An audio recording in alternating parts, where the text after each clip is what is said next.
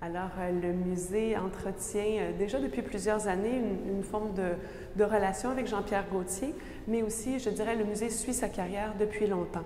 Une carrière quand même établie, bien établie dans la ville, aussi à l'international, une carrière qui dure depuis plus de 20 ans déjà. En 2007, le Musée d'art contemporain avait organisé une exposition solo de l'artiste, une forme de bilan où de nombreuses œuvres étaient présentées et entre autres les 3 œuvres qui font partie de la collection du musée. On parle de Battements et papillons, un piano interactif réalisé en 2006, ainsi que 2 marqueurs d'incertitude, l'araignée et la coquerelle.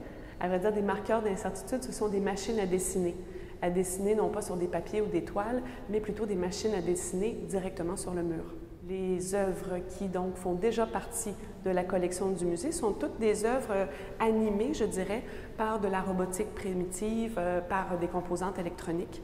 Mais je dirais qu'en regard de ces œuvres, l'orchestre à géométrie variable est définitivement une des œuvres les plus abouties, au sens où l'orchestre est d'une grande complexité.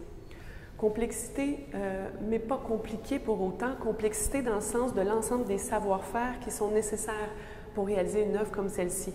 On parle de 6 grandes murales sonores qui sont composées de capteurs micro, de microcontrôleurs, de tout un ensemble de bois exotiques, d'archets, mais de tout un ensemble de fils et de composantes électroniques. Une acquisition comme celle de l'orchestre était très audacieuse, mais importante. Non seulement parce qu'elle s'avère probablement la pièce la plus achevée, la plus accomplie de Jean-Pierre. Il s'agit d'une œuvre fort audacieuse et complexe, mais aussi elle était importante, cette acquisition, parce qu'elle témoigne des préoccupations actuelles dans le champ de l'art contemporain, c'est-à-dire c'est une belle forme d'installation immersive et sonore, comme il s'en produit aujourd'hui.